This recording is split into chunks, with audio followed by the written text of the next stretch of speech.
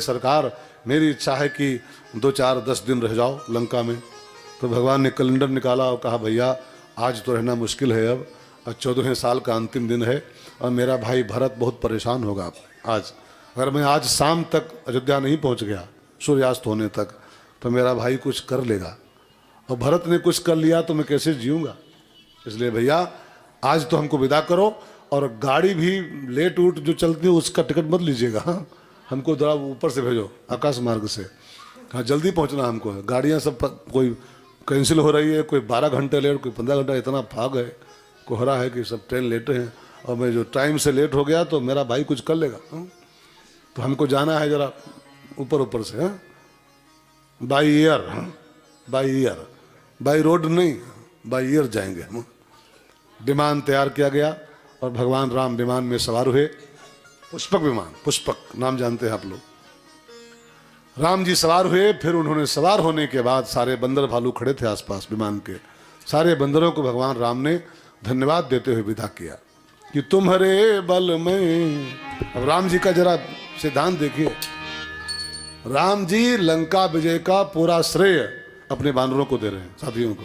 तुम्हारे बल में रावण मार्यो, तुम्हारे बल में रावण मार्यो, तिलक विभीषण काहू निसार्यो, तिलक विभीषण काहू निसार्यो। निज निज ग्राह अब तुम सब जाहू, निज निज ग्राह अब तुम सब जाहू। सुमिरे हो मोहि नर भोजन काहू, सुमिरे हो मोहि नर भोजन काहू। आप सबने हमारी खूब सेवा किया है, आप सभी के संगत का फल मिला, आपके सहारे उन्हें रावण पर विजय पाई है। अब एक काम करो, निज निज ग्राह अब तुम सब जाओ, तुम सब अपने अपने घर जाओ, जो जहाँ से आए हो वो प्रस्थान करो, लेकिन एक काम करना, सुमिरे हो मुझे, मेरी याद करते रहना। मेरी याद माने मेरी याद, मेरे साथ भले न रह पाओ आज के बाद, मेरी याद करते रहना। अब यही बात, सेम यही बात राम कथा भी आपसे कहना चाहती है। जो बात राम जी कह रहे हैं ना बंदरों से, अपने साथियों से, वही सेम यही बात राम कथा भी कहती है, कहना चाहती है कि आप लोग आए, कोई उड़ीसा से आया, कोई छत्तीसगढ़ से आया, कोई जालंधर से आया, कोई पंजाब से आया, कोई उत्तराखंड से आया, कोई देहरादून से आया, कोई कहाँ से, मैं कोई कलकत्ता से आया, कोई कहीं से आया। 9 दिन तक खूब आनंद के साथ मंदाकिनी में स्नान किए, राम कथा सुने, कामतानाथ की परिक्रमा किया, जो मिला वो हम लोगों ने प्रसाद पाया, ठीक है ना, जो भी मिला। खूब राम कथा के संग रहे 9 दिन तक, ठीक है। राम कथा के संग कब तक रह पाओगे? राम कथा तो आज यहाँ, कल वहाँ, परसों वहाँ, आपके कुछ और भी काम है, दुकान है, बिजनेस है, किसी को कुछ है, किसी को कुछ है। तो अगर राम कथा के संग ही रहोगे तो आपकी सब भट्टा बैठ जाएगा पूरा। हाँ, 9 दिन में कितना घाटा आप सबका हुआ होगा, कई लोगों का बहुत नुकसान हुआ होगा, कईयों की दुकान बंद पड़ी है, कईयों का शट डाउन है दुकान का, कईयों के यहाँ ग्राहक लौट रहे होंगे, कईयों के क्या होते हैं, क्या होते हैं वकील साहब, का होते हैं क्लाइंट, है ना, क्लाइंट लौट रहे होंगे, बीमा वालों का बीमा नुकसान हो रहा होगा। तो जी बीमा वाले हमारे हैं, हाँ, कई उनका बीमा प्रीमियम बाकी होगा बहुतों का, कईयों की भैंसियाँ नहीं धुई जा रही होगी। मैं मजाक कर रहा हूँ, लेकिन घाटे तो आपके हुए ही हैं। अब सोचो 9 दिन में इतना आपने नुकसान सहा है। अब अगर कहा जाए कि हम चल रहे हैं वृंदावन, कल से कथा वहाँ है, चलो कल से फिर, तो आपकी तो भट्टी बैठ जाएगी पूरी तरीके से, दुकान में ताला पड़ जाएगा हमेशा के लिए, बच्चे आपके लफंगे हो जाएंगे सब, आपकी नौकरी से इस्तीफा देना पड़ेगा आपको, आपका बास आपको भगा देगा धक्का मार करके वहां से। तो रामायण भी यही कहना चाहती है, निज निज ग्राह अब तुम सब जाओ। 9 दिन रहे, खूब आनंद किया, कथा से प्रकाश लिया, सिद्धांत लिए, जिन्हें कला सीखी, राम जी की सेवा किया, रामायण की सेवा किया, है ना। लेकिन अब ठीक है, अब 9 दिन सेवा बहुत होती है, अपने अपने घर जाओ, अपने अपने काम देखो। लेकिन अगली बात बड़ी प्यारी है, सुमिरे हो मोहे, जो पाए हो इसको मत भूल जाना, इसको मत भूल जाना। ये घड़ी, ये जो 9 दिन, हाँ, 1 से 5, ये घड़ी न जाए बीत, बीत माने भूल, ये घड़ी न जाए बीत, तुझे मेरे गीत बुलाते हैं। ये घड़ी न जाए बीत, तुझे मेरे गीत बुलाते हैं। आ लौट के आजा मेरे मीत, तुझे मेरे गीत बुलाते हैं। आ लौट के आजा मेरे मीत, तुझे मेरे गीत। सारे बानर भालू राम जी के आदेश को फॉलो किए, राम जी को मानसिक प्रणाम करते हुए सब लोग अपने अपने घरों को चल दिए हैं। कुछ 25-50 मुख्य बानर जो थे, 25-50 जो भी रहे होंगे, वो राम जी से बोले। उसमें हनुमान थे, अंगद थे, वगैरह वगैरह, जामवन थे, सुग्रीव थे। उन लोगों ने कहा कि सरकार, अगर आपकी आज्ञा हो तो आपकी राजगद्दी तक हम आपके साथ रह लें, आपको एक बार राजगद्दी बैठे देख लें। बनवासी राम को तो देखा है, एक बार राजा राम को देख लें, और फिर हम लोग अब भी प्रस्थान करेंगे। राम ने कहा बैठो बैठो। विमान में सवार कर लिया, विभीषण भी सवार हो लिया, और विमान को प्रभु राम ने आज्ञा दिया है, चलो उड़ो Lanka to UP, Lanka to UP, Uttar Pradesh. Uttar Pradesh की बड़ी महिमा है यार, उत्तर प्रदेश को हल्का मत लीजिएगा, यूपी अपना यूपी है यार। हाँ, बाकी सब राज्य अपने में श्रेष्ठ हैं, लेकिन यूपी बाने यूपी है। हाँ, उत्तम प्रदेश तो खैर का होगा, लेकिन उत्तर प्रदेश तो ये है। हाँ, राम की जन्मभूमि कहाँ है? कहाँ है? कृष्ण की जन्मभूमि कहाँ है? उत्तर प्रदेश। अरे यहाँ तक बोलूं, भगवान बुद्ध की भी बहुत बड़ी जो स्थली है वो उत्तर प्रदेश है। सब यूपी में ही अपने है। अब राम को चाहे माने कोई, छत्तीसगढ़ का माने, पंजाब का माने, बंगाल का माने, लेकिन राम अगर भक्त असली है वो, तो चाहे जिस प्रदेश का हो उसको यूपी आना पड़ेगा, यूपी आना पड़ेगा। अगर कृष्ण का भक्त है वो चाहे जिस प्रांत का हो उसको यूपी आना पड़ेगा हमारे यहाँ। तो यूपी वाले कुछ अपने में कुछ है, हाँ, महिमा तो हमारी है ही है यार, है ना। अब आप जहाँ से आए हो आपको मेरा प्रणाम है, लेकिन हम यूपी वाले हैं यार। हाँ हाँ, वो गुजराती हो चाहे पंजाबी हो, लेकिन जिसको राम भक्ति करनी उसको अयोध्या आना पड़ेगा। यूपी में अयोध्या है, तो हम यूपी वाले हैं। यूपी वाले सबसे आगे हैं। अब यूपी वाले हैं तो है, इसमें कौन बुराई यार, कौन बुराई है तो है। तो लंका टू यूपी राम जी का विमान चला, और जब चला तो गोस्वामी जी कहते हैं, चलत विमान कोलाहल होई, चलत विमान कोलाहल होई, जय रघुबीर कहै सब कोई, जय रघुबीर कहै सब कोई। भगवान समुद्र पार करके रामेश्वरम के आंगन में उतारे विमान को। सीता और राम ने मिलकर भगवान रामेश्वरम की पूजा किया। विमान वहां से फिर उड़ा, फिर भगवान पहुंच गए प्रयागराज के ऊपर। प्रयागराज पर जब राम जी आए तो कहा, हनुमान एक प्रॉब्लम है। कहा क्या? कहे विमान कुछ स्लो चल रहा है, और बिल्कुल सूर्यास्त होने का समय है और होने वाला है, और ये विमान की गति हमको पसंद नहीं आ रही। अगर मैं आज शाम तक राम भरत जी के पास नहीं पहुंच गया सूर्यास्त के पहले पहले, अनर्थ हो जाएगा। अब विमान की गति बहुत स्लो है, ऐसा ना हो कि कहीं कुछ धोखा हो जाए, मेरा भरत कुछ कर ले, इसकी गति बढ़िया नहीं है। तो हनुमान जी ने कहा, उसकी गति छोड़ो, आप बैठो, 2 सीटर विमान मेरे पास है आपका। हाँ, बैठो, हम चले, इनको इसको आने दो पीछे से, हाँ, इसको आने दो, हम चले ऊपर पर उड़े, अयोध्या पहुंचे फटाफट अभी। तो जो बाकी बंदर थे वो चिल्लाए, बाकी बंदर, कि सरकार आप मत छोड़ना ये पुष्पक, आपका जहाज तो ठीक है उड़ जाएगा लेके अभी, लेकिन आपके हटते ही इस जहाज में से फिर जानते हो कहाँ पहुंचेगा? कंधार। हाँ, फिर इसको लोग किडनैप कर लेंगे, कंधार पहुंच जाएगा दिल्ली के बजाय। हाँ, इसलिए सरकार आप इसमें बैठे रहो। हनुमान जी तैयार थे कि आप बैठो, मैं पहुंचाऊं, मैं विदिन 5 मिनट आपको अयोध्या। तो राम जी ने कहा यार जो मैं उतर लिया तो ये जहाज तो डूब जाएगा, अभी गिर जाएगा, क्रैश हो जाएगा। तो ऐसा करो, हमको छोड़ो, तुम जाओ, उड़ जाओ ऊपर ऊपर, और जाके भरत जी को समाचार दो, I coming soon. Hanuman ji ऊपर से उड़ गए और राम जी उतर गए भरद्वाज जी के आश्रम पर, संगम में स्नान किया और कहा गुरुजी बस आपकी कृपा से सारा काम मेरा हो गया है, अब मैं अयोध्या जा रहा हूं। उधर भरत जी नंदीग्राम में चिता बनाए बैठे हैं कि अगर आज सूर्यास्त हो गया और मेरे प्रभु नहीं आए तो मैं इसमें आग जलाऊंगा और कूद जाऊंगा इसमें।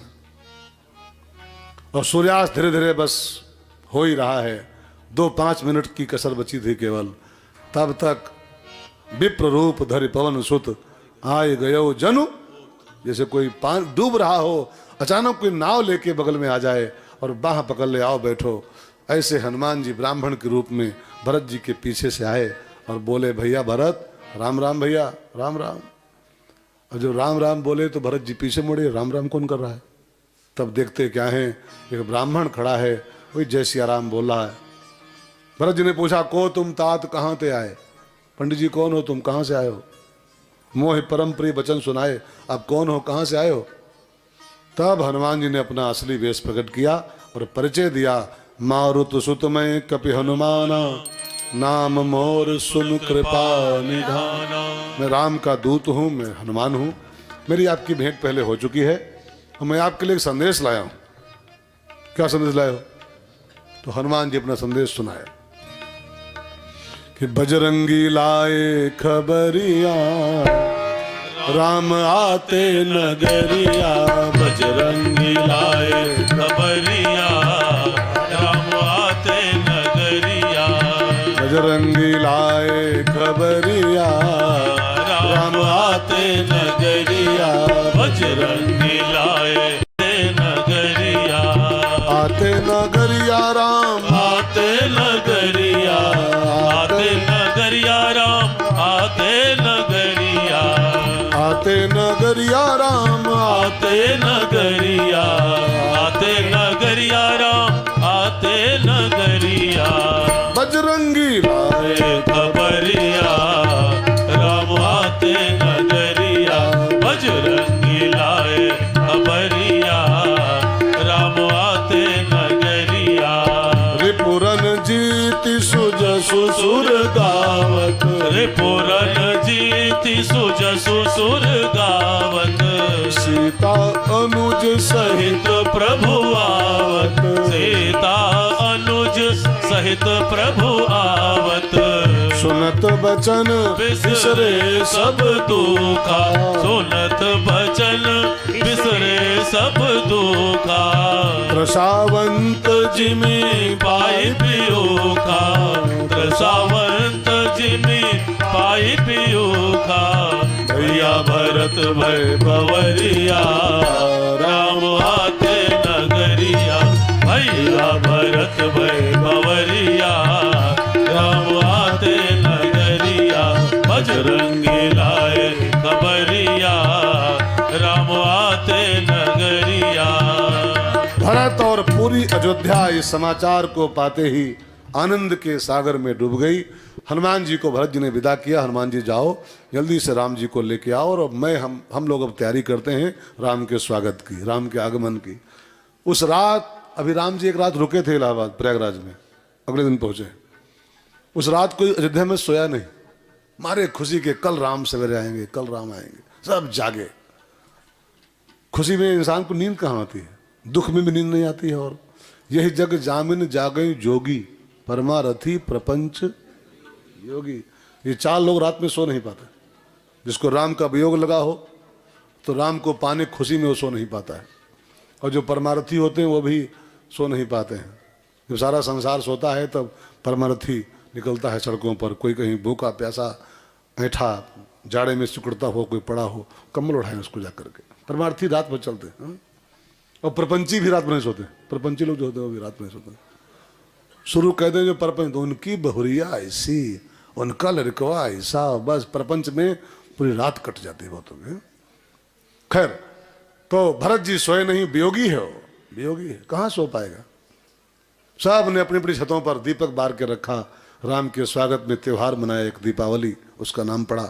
और फिर भोर होते ही भरत जी दोनों खड़ाऊ माथे पर रखे और पूरी पब्लिक के साथ, पूरी प्रजा के साथ अयोध्या के बाहर सरजू की रेती में इकट्ठा हो गए सब लोग।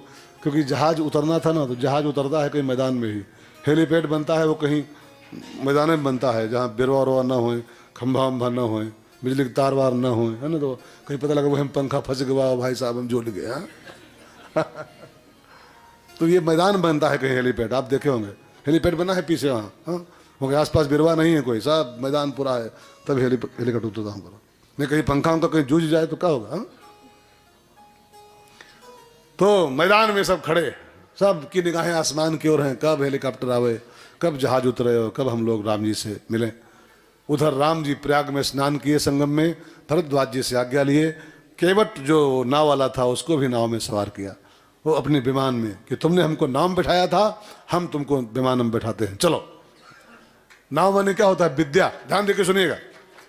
केवट बुध विद्या बड़ी नावा, नाव माने विद्या होता है, और जो अपनी विद्या में राम को बैठा ले तो राम जी उसको अपने विमान में बैठा लेते हैं। भगवान ने जो विद्या आपको दिया हो, तबला की विद्या हो, गायन की विद्या हो, संगीत की विद्या हो, डॉक्टरी की विद्या हो, वकालत की विद्या हो, वो सब आपकी नाव है, ठीक है ना। और जो अपनी नौका में राम को सवार कर ले तो राम जी अपने विमान में उसको सवार कर लेते हैं। केवट ने अपनी नाव में राम को बैठाया था, तो राम ने अपने जहाज में उसको बैठा, आओ बैठो, चल अयोध्या चलते हैं। केवट भी नाव में सवार हुआ, निषाद राज गुह भी सवार हुआ, और फिर सब लोग वहाँ से चले हैं अयोध्या की ओर। अयोध्यावासी तो सब निजरें लगाए खड़े ही थे। राम जी का हेलीकॉप्टर ऊपर आ गया कुछ ही मिनटों में, और राम जी ने ऊपर ऊपर ही 3 परिक्रमा लगाई, ऊपर ऊपर, और अपनी जन्मभूमि को राम ने मानसिक प्रणाम किया है। जननी जन्मभूमिश्च स्वर्गादपि गरीयसी, 2 चीज़ें स्वर्ग से महान मानी गई अपने यहाँ हैं, 2 चीज़ें, एक जननी माने जिसने पैदा किया है वो माँ, एक जन्मभूमि। ये दो तत्व ऐसे हैं जो स्वर्गादपि गरीयसी, जो स्वर्ग से भी महान होते हैं। इन दोनों को खूब प्रणाम करना चाहिए, इनकी खूब सेवा करनी चाहिए। अपने से जितना बन पाए जननी की सेवा करो, और जो बन पाए जन्मभूमि की सेवा करो, तो आपका स्वर्ग फिर दूर नहीं है, आप स्वर्ग के अधिकारी हो जाओगे। तो भगवान ने जन्मभूमि को प्रणाम किया, विमान को उतारा है, और फिर एक रथ बढ़िया सा तैयार किया गया। रथ, सबने राम का स्वागत किया, मुलाकात हुई। अब मैं कहाँ तक बोलूँ, बहुत बोल चुका हूँ। और अब पब्लिक सब खड़ी थी, राम जी को हुआ कि सब मिलना चाहते हैं, अकेला राम किससे मिलेगा, टाइम भी बहुत हो रहा है, बहुत तो गाड़ी छूट जाएगी तो क्या होगा।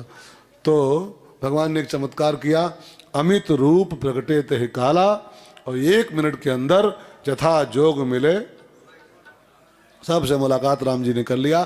फिर एक बढ़िया सा रथ रेडी हुआ, फूलों से उसको सजाया गया, भरत जी स्वयं उसके सारथी बने, पब्लिक पीछे पीछे फूलों की वर्षा कर रही है, और राम जी की उस सवारी को अयोध्या की सड़कों पर निकाला गया। और पीछे पीछे लोग गीत गा रहे हैं कि राम जी की निकली, गाओ गाओ, रुको अब इनको सुनेंगे हम 2 मिनट के। राम जी की निकली,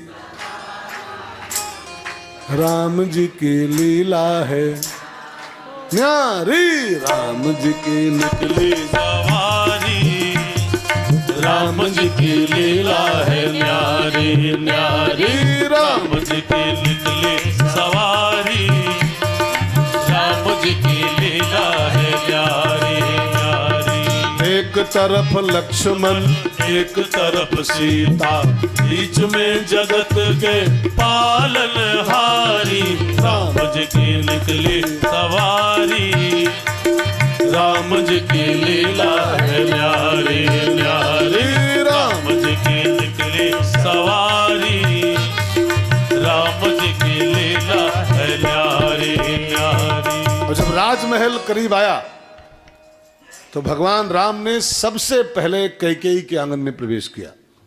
प्रथम तासुग्रह गए भवानी, प्रभु जानी कैकेयी लजानी। तो सबसे पहले राम जी उतरे कैकेयी के आंगन में। क्यों? राम जी को एक शंका थी कि ये कुछ रूठी हुई है, कुछ दुखी है, इससे अनबन चल रही है सबके साथ। और जिसकी अनबन चल रही हो उसके घर पहले जाना चाहिए। ये राम और राम कथा दोनों का ये फल होना चाहिए। राम कथा का आखिरी शब्द जानते हो क्या है? आखिरी पन्ने में क्या लिखा है? प्रेमाम्ब पूरम शुभम। राम कथा क्या है? प्रेमाम्ब पूरम शुभम। इसका मतलब क्या है? प्रेम रूपी जल से पूरित ये शुभ कथा है। इस कथा में क्या है? प्रेमाम्ब पूरम, प्रेम रस से भरी हुई कथा है। अब प्रेम रस से भरी कथा में डुबकी लगाए हो, हाँ?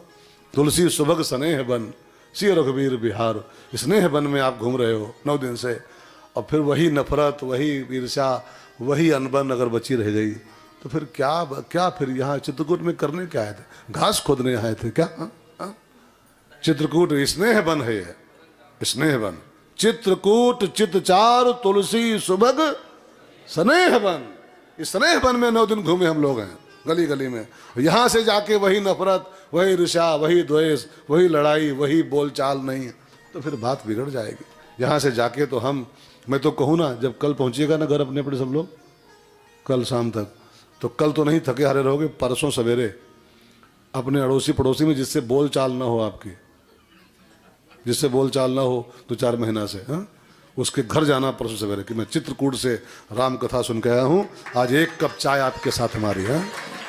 ये करना इतना तो करो यार, राम कथा सुनने के बाद इतना करो, थोड़ा छोटे बन के करो। एक बात आपको बताऊं मैं, ध्यान दे के सुनो। गन्ने में, ध्यान दो, गन्ने में जहां जहां गांठ होती है वहां रस नहीं होता है, और जहां रस होता है वहां गांठ नहीं होते हैं। जिंदगी में जितनी गांठें फंसाते रहोगे ना, उतना आपका जीवन रस विहीन होता जाएगा। रस विहीन सब गांठें तोड़ डालो।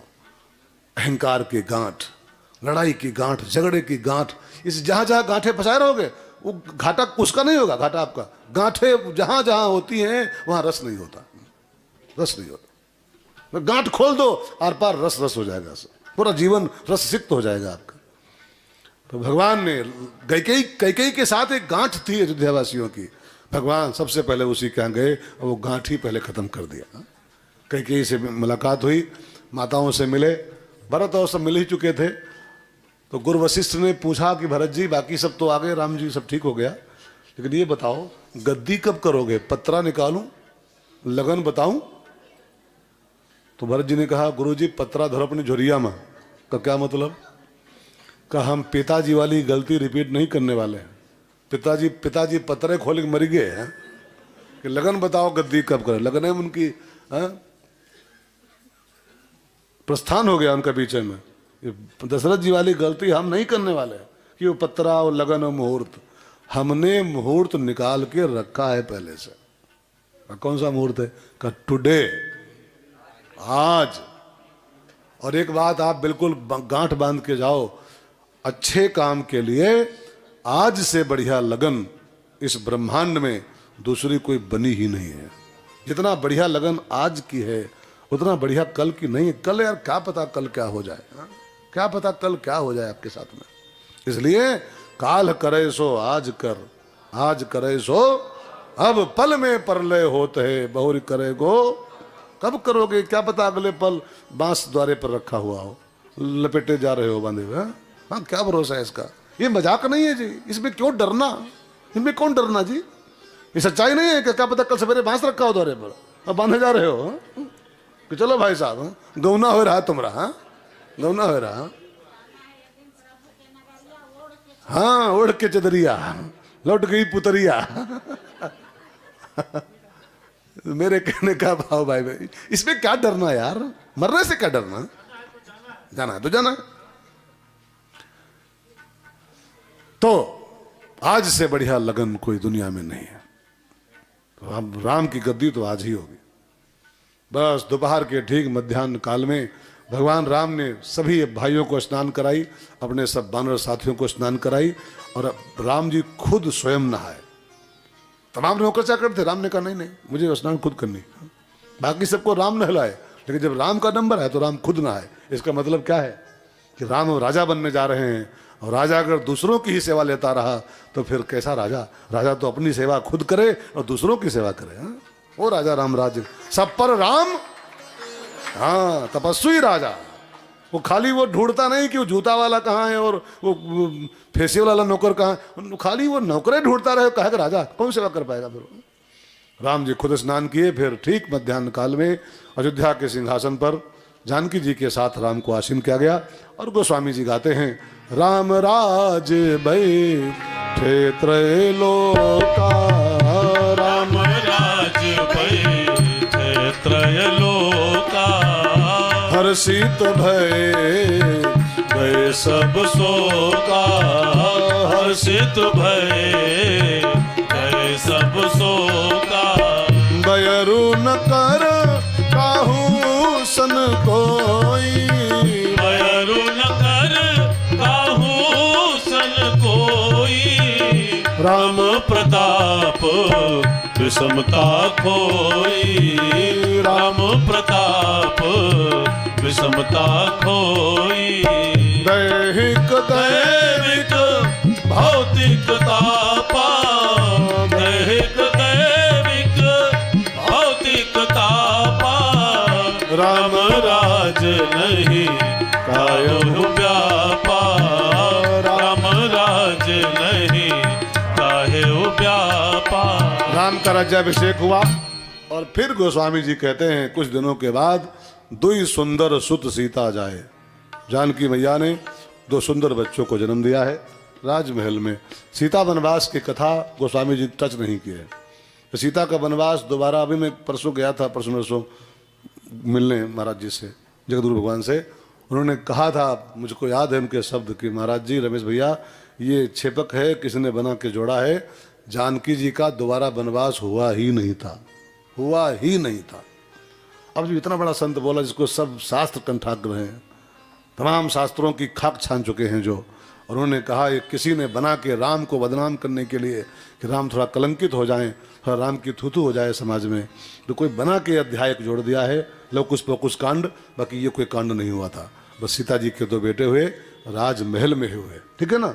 और खाली सीता जी के नहीं, दुई दुई सुत सब भाईन केरे, चारों भाइयों के दो दो ही बच्चे हुए, लक्ष्मण के दो, भरत के दो, शत्रुघ्न जी के दो, सबके दो ही होने चाहिए, है ना, सबके दो होने चाहिए। हिंदुस्तान में ऐसा कानून बनना चाहिए जल्दी से जल्दी, हाँ, कि सबके दो ही दो हों, ये नहीं कि हमारे दो या कई लोग हैं जो कहते हैं, हम लोग कहते हैं हम दो हमारे दो, अभी कहते हैं हम दो हमरे गिन लो, हाँ,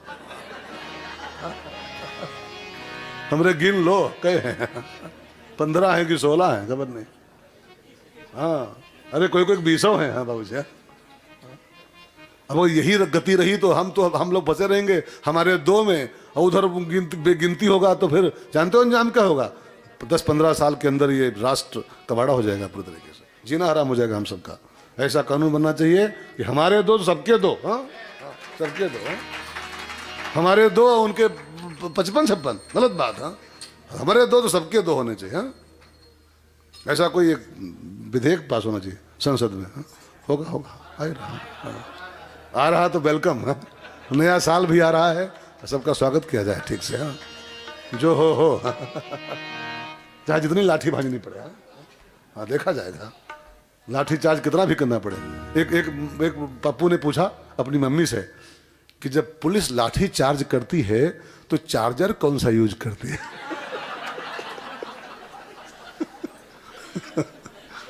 पप्पू ने पूछा अपनी मम्मी से। पप्पू माने क्या होता आप जानते हो? भाई न के रे दुई दुई सुत सब भ्रातन के रे, भय रूप गुण शील घने रे, भय रूप गुण शील घने। और रघुवंश के वारिस का जन्म करा के तुलसी बाबा ने रामचरितमानस को पूरा किया। इसके आगे जो चरित्र है वो भुसुंडी चरितमानस है, वो रामचरित नहीं है। रामायण में 5 चरित्र आए हैं, 5 चरित्र, रामचरित्र, माँ चरित्र माने सीता माँ, अनुसुईया माँ, पार्वती माँ, माँ चरित्र, भरत चरित्र, हनुमान चरित्र, और 5वां है भुसुंडी चरित्र, उत्तरकांड में आता है। उसको इस बार कहने का समय नहीं है, बहुत टाइम हो गया है। सो भुसुंडी जी की कथा को प्रणाम करते हुए, और बाबा ने जब राम कथा पूरी किया, उधर भुसुंडी बाबा ने पूरी किया, कैलाश पर शंकर जी ने पूरी किया, चित्रकूट में हम लोग पूरी करने चल रहे हैं। तब जानते हैं क्या हुआ? जब भुजुंडी जी कथा पूरी किए नीलगिरी पहाड़ पर, तो गरुड़ ने जब पूरी कथा सुनी, तो कथा सुनने के बाद हर्षित खगपति पंख फुलाए, उसने अपने पंख फुलाए और उड़ान भरने को तैयार हुआ। गरुड़ आकाश की ओर जाने को तैयार हुआ। अच्छा, और जो बाबा आपने बड़ी सुंदर कथा सुनाई है, अब मैं उड़ने जा रहा हूँ वैकुंठ की ओर। इसका मतलब क्या है कि कथा सुनने के बाद हम आप भी उड़ान भरने को तैयार हो जाएं। कथा सुनने के बाद हमारी गति अधोगति नहीं होनी चाहिए। कथा सुनने के बाद हमारी गति, अब कथा सुनी और चित्रकूटम सुनी और तहु जो नरक गए, तो फिर सब बेकार हो गया। सब बेकार हो गया। कथा सुनने के बाद हमारी उड़ान वैकुंठ की होनी चाहिए, परम धाम की होनी चाहिए। तो हर्षित खगपति पंख फुलाए और गरुण जी उड़ान भर के परम धाम चले गए, वैकुंठ चले गए। उधर कैलाश की चोटी पर जब राम कथा पूरी हुई, तो बाबा ने पूछा, भवानी जी आपको क्या फल मिला कथा सुनने के बाद में? तो माता जी बोली, अब कृतकृत्य भयऊं मैं तव प्रसाद विश्वेश। फल क्या मिला? उपजी राम भगति दृढ़ बीते सकल कलेश। राम कथा का मुझे जो फल मिला है बाबा, उपजी राम भगति, मेरे अंदर राम की भक्ति का जन्म हो गया है। कथा का दूसरा फल यह है कि कथा सुनते सुनते हमारे आपके भीतर भी राम की भक्ति का जन्म हो। राम की भक्ति अगर पैदा हो गई है तो कथा का फल आपको मिल गया। अब कृतकृत्य भयों में तो प्रसाद विश्वेश। और तुलसी बाबा ने अपनी कथा को पूरी किया। प्रयागराज की कथा पूरी कभी होती नहीं है। प्रयागराज की कथा कैलाश की पूरी हो गई, नीलगिरी की पूरी हो गई, तुलसी बाबा ने पूरी कर दिया, लेकिन प्रयागराज की कथा पूरी कभी नहीं होती है। और जब तक गंगा जी में पानी बहता रहेगा, तब तक भरद्वाज जी के आश्रम पर राम कथा की धारा बहती रहेगी। जब तक मंदाकिनी में पानी रहेगा, तब तक चित्रकूट में राम कथा कभी पूरी नहीं हो सकती है। यहाँ तो अखंड कथाएं चला करती हैं, हरि अनंत हरि कथा अनंता। तो प्रयाग की कथा विश्राम नहीं हुई है, वो अभी भी चल रही है। ठीक है।